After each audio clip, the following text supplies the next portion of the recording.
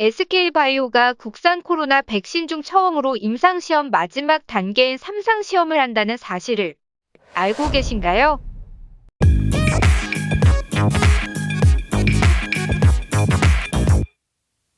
SK바이오사이언스가 코로나 백신 개발 마지막 단계인 임상 3상 시험을 시작한다고 밝혔습니다.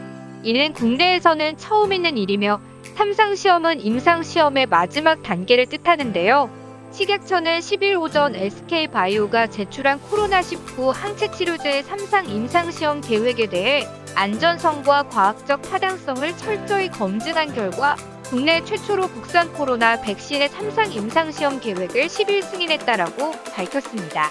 이번 SK바이오 백신은 유전자 제조학 기술을 이용해 만든 것으로 코로나 바이러스의 표면항원 단백질을 인체에 주입해 면역 반응을 유도하는 제조학 백신으로서 표면항원 단백질을 투여하면 체내에서 면역세포를 자극해 중화항체 생성을 유도하고 바이러스가 침입했을 때 중화를 해서 제거하는 방식으로 이런 방식의 백신은 세계에서 두 번째로 3상이 들어간다고 합니다.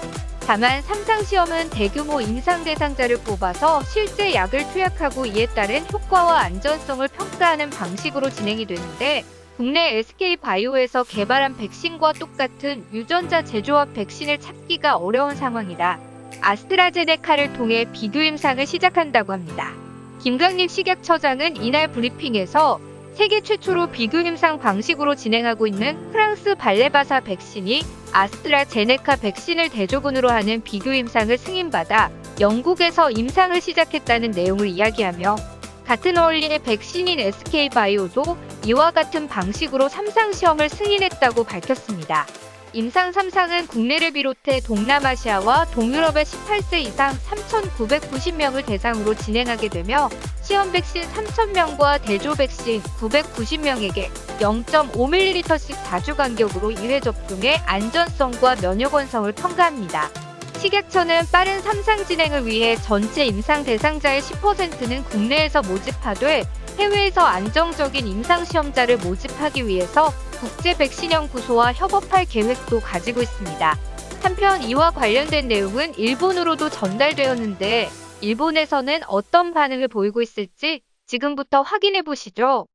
비교 임상을 한다고 하는 아스트라제네카는 혈전증과 면역혈소판 감소증 등 문제가 많은 것 같은데 굳이 왜 하는 거야?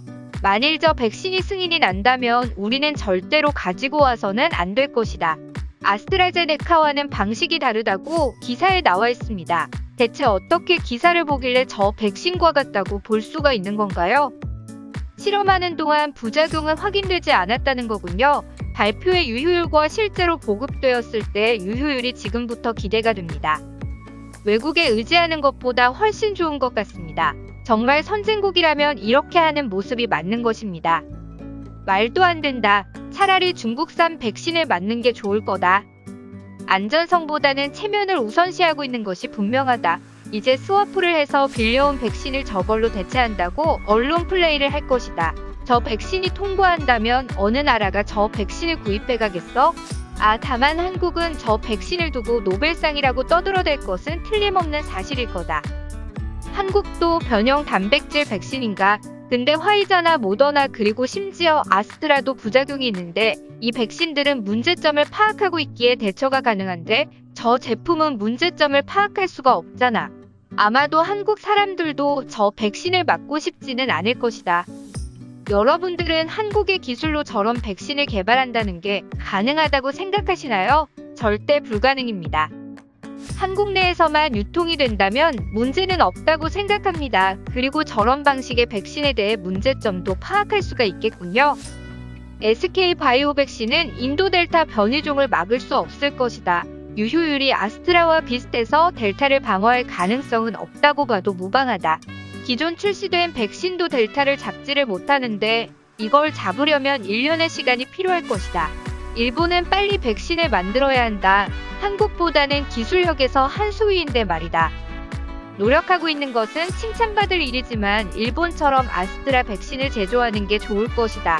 한국의 아스트라를 제조하는 형태로 계약을 맺는 게 저런 개발 실험보다 훨씬 경제적이다. 저번 백신이 부족하다고 자국민에게 생색내기용 그 이상 그 이하도 아니다. 2차 실험까지 진행을 했는데 부작용이 나오지 않았다는 것이 난 오히려 무섭다. 저건 마치 달 표면 탐사와 똑같다고 보면 되겠네요.